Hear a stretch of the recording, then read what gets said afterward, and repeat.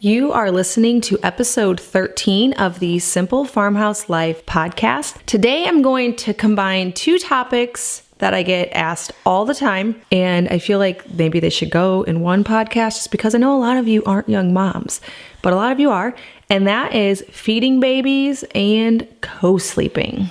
My name is Lisa, mom of 6 and creator of the blog and YouTube channel Farmhouse on Boone. Join me as I share with you my love for creating a handmade home from scratch cooking and a little mom and entrepreneur life along the way. I want to start this by saying I feel very inadequate to answer this question.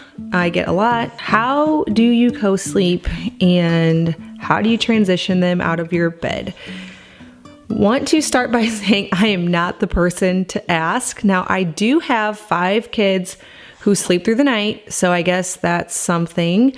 But I am a person who has neglected in all of this time to learn how to properly transition kids from co-sleeping to sleeping in their crib. It's always worked out, but I feel like I've done it maybe a little bit differently each time. I definitely haven't read any books or have any special methods. I tried that once and it just stressed me out trying to figure out exactly how the child should sleep and their schedule. It is so not my personality type. So if it's yours, you should probably just read one of those books and go on with the schedule. But I will explain to you what we do for each of our kids. This is just what works best for me. And I cannot tell you that I recommend it, nor do I want to tell you I recommend anything that I say. It's just sharing my experience and what's worked. I do just want to talk a touch on the safety of co-sleeping before we get too much into it, just because I don't want to lead anybody into doing anything that would be unsafe. So you'll want to evaluate this for yourself. But reading from kellymom.com, here are the safety requirements. Baby should be placed on his back. The sleep surface should be firm. So no water beds, no pillows, bean bags, that kind of thing. I mean, I sleep on a pillow with Daniel, but I just make sure to keep him underneath of it. Not underneath of it, but like below on the bed. So the pillow's way higher than him. Bedding should be tight fitting to the mattress. Mattress should be tight fitting to the headboard. So basically the baby can't roll into any crevices, and there shouldn't be any loose pillows, stuffed animals, blankets near the face. There shouldn't be any space between the bed and the adjoining wall where the baby could roll and become trapped. Baby should never sleep on a sofa, couch, futon, recliner. It basically should be a bed. And then also if they're really small or premature, that is a concern as well. If you smoke, do drugs, if you've been drinking, don't sleep with a baby. That probably goes without saying, but you should definitely not do that.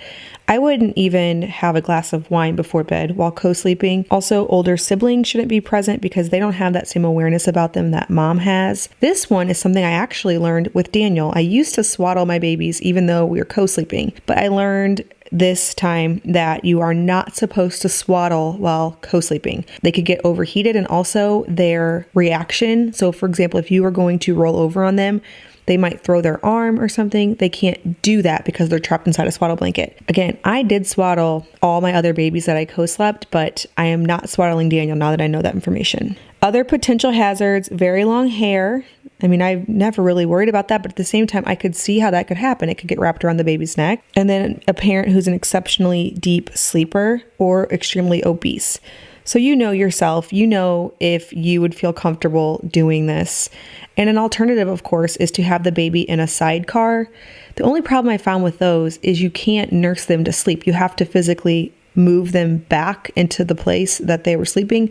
And the reason that co-sleeping works so well for me is that I can nurse Daniel until he falls asleep, and then I don't wake him up by rolling away. And that way he just pretty much stays asleep all night. Now, let me tell you a little bit about how I sleep with Daniel. I think when people are asking me this, they want to know, like, physically, where do I put him?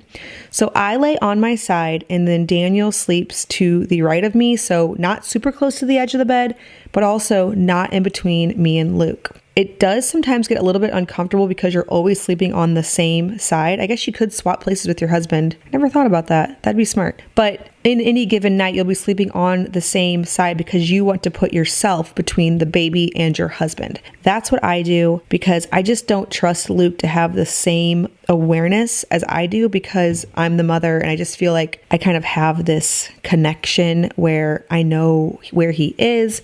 I'm constantly thinking about him. My breasts are even telling me that I need him because they fill up. It's a mothering kind of thing.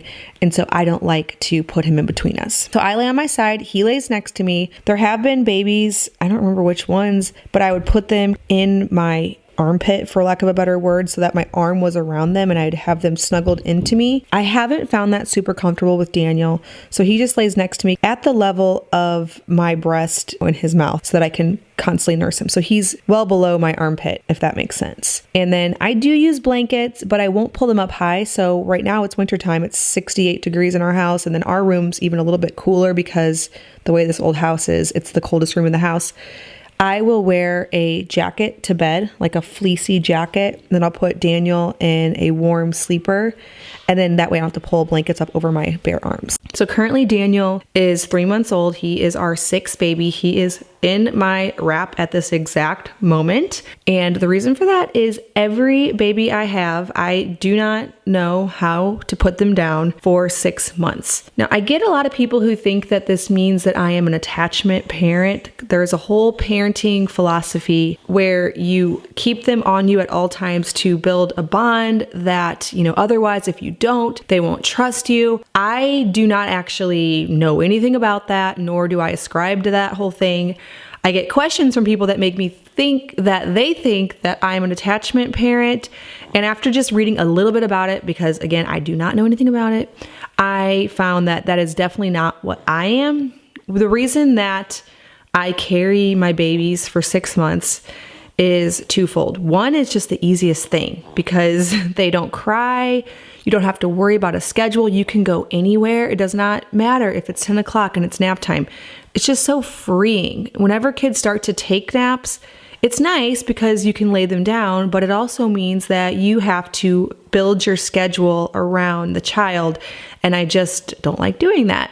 The second reason is, of course, they're babies so short of amount of time. I have the perspective of having 6 kids and most of them are past babyhood, all but Daniel. And I just know that it's just a little tiny time where, if I keep them on me at all time, I get to enjoy it. I get to hear their little snores, kiss their little foreheads, and then boom, it's over and they'll be sleeping in their beds through the night. So when Ruth was born, I didn't know this yet. I had just turned 23 the month before that we had her. And I was definitely by the book. I thought, okay, she needs to have a set nap time because if she doesn't, how will she ever learn to sleep on her own? And what I found really quickly was that babies don't sleep on their own. Now they might, if you're really lucky or if you stick to a schedule really, really well. I'm sure some of you are like, yes, they do. All of mine did, but they don't for me.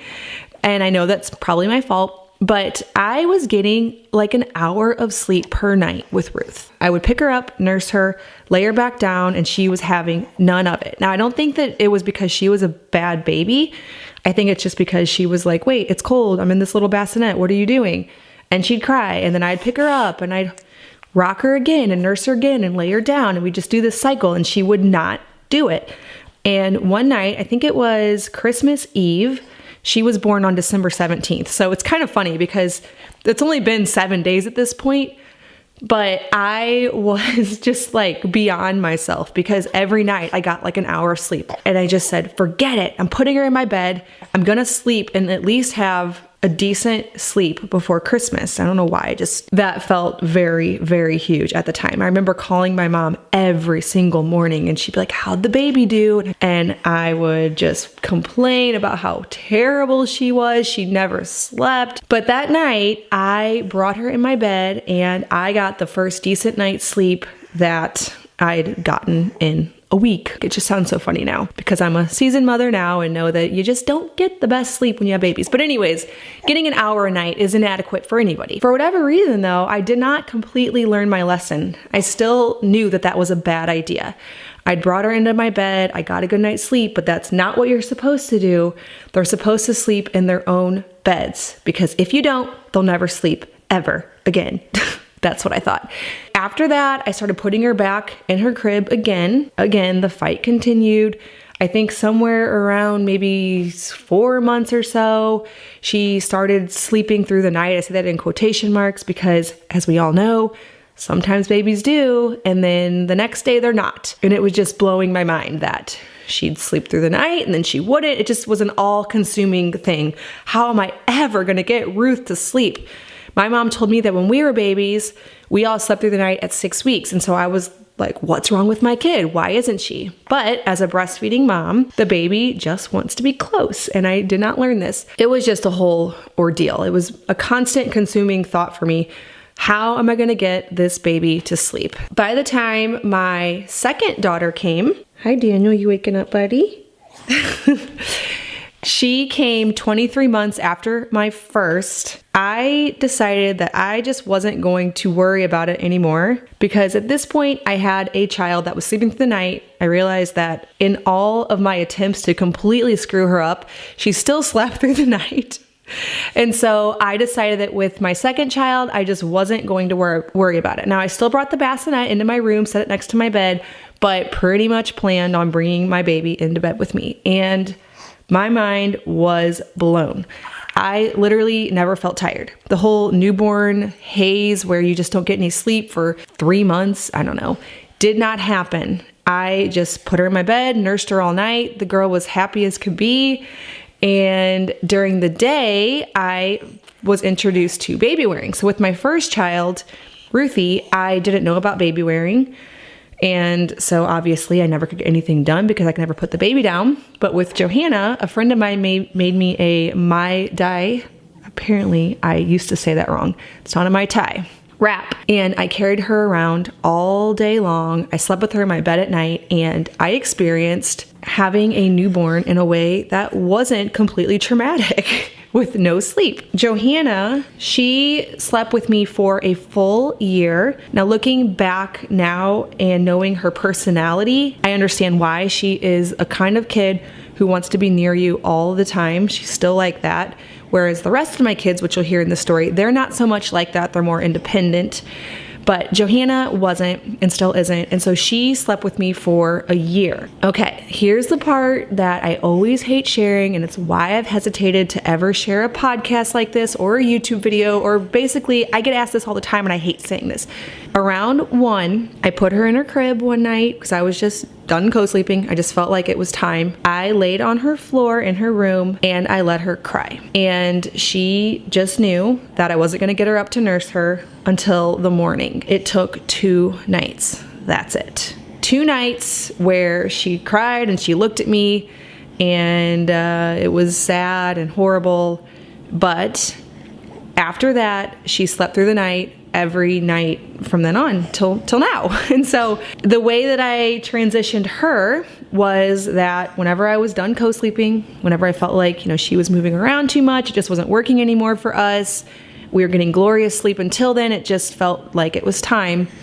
In her crib, a few nights of crying, and it was over, and it's been just fine ever since. Moving on to my next child, because this has been different for each child. He, around 6 months, really started rolling and kicking, and it got to the point where we weren't getting good sleep. Up until then, we totally were. I think it was him that I didn't even bring the bassinet up from the basement anymore. I think it was either him or my fourth that I just realized, okay, they never go in their bassinet. You wear them during the day, you sleep with them in your bed at night, and the baby never gets put down. He, around 6 months, it was time for the transition.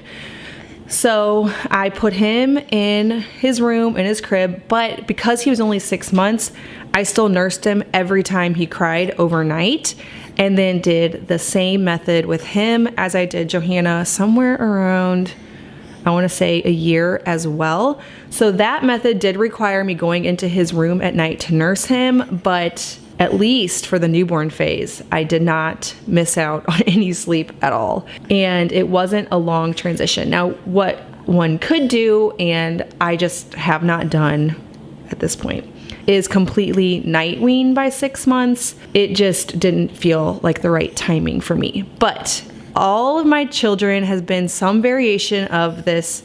I sleep with them in my bed until the co-sleeping is no longer working.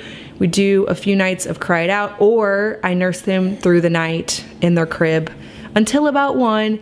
and then they sleep through the night. So there you go. I'm not an expert. I'm sure any sleep experts are shaking their heads, but I will say that other than my firstborn, where I was trying to do kind of by the book, this method has worked really well for us, and I haven't had that extreme loss of sleep like I did with my first. So I think whenever Eli and Jude and Micah woke up in the middle of the night, probably nursed them 2 or 3 times, and then they'd go right back to sleep. Now, when they're about 6 months and I want to start getting them out of the wrap because they are heavy and I just want to move about my day. I've been pregnant for 9 months, then holding them for 6. There comes a time when I really want to lay them down. So around 6 months, I start trying it. Usually I will nurse them to sleep, swaddle them up, and then lay them down. If they wake up right away when I lay them down, I just let them fuss a little bit, but usually they're drowsy enough that that doesn't happen. If you've read any sleeping books, you know that this goes against the rules. I do nurse my babies to sleep until I go through kind of the sleep training phase around 1-ish. I always nurse them to sleep. For me, it just works. It makes it no fuss, no hassle.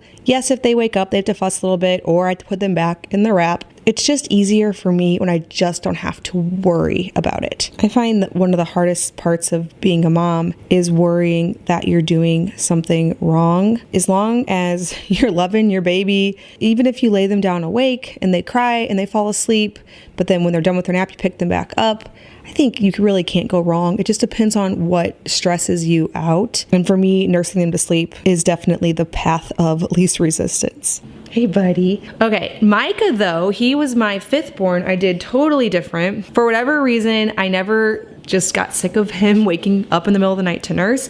So I did that with him until about 16 months.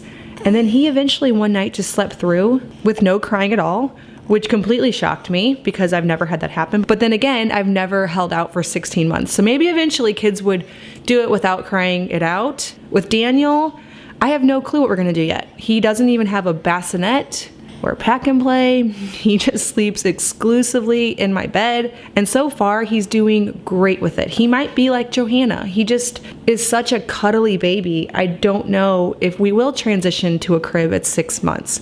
If we do, I'll be starting to put him down, for a few naps during the day. And then maybe I'll start to put him into a crib, but as long as he's allowing me to get plenty of sleep, he's not kicking and rolling and everything, I will probably keep him in my bed for even longer. So I'll update you on how that goes. I guess my only takeaway from this, because I feel like this is why I don't ever answer this question, is you'll figure it out. They all eventually sleep through the night. That's the thing. If nothing else, this podcast episode is just to encourage you that you don't have to do the by the book, all the routines, all the schedules, and worry about this, or your child will never sleep through the night. I know that's what I thought, and I think that's the place that most women who do ask me this question are coming from. I think they want to co-sleep because it just comes really naturally to most moms to not put the baby down.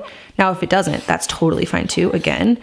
But I think they're worried that if they do, they're just going to mess their child up. And so obviously my method, I don't even have a method. We just do what works. Whenever I get to the point where I don't want them co-sleeping anymore, we kind of transition out, but I don't have a method. I don't read any of the books. I tried that, it stressed me out.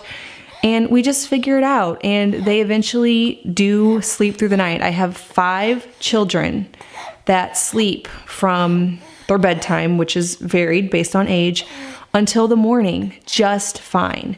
And I clearly do not know what I am doing. So obviously you're probably thinking, why do we even ask her?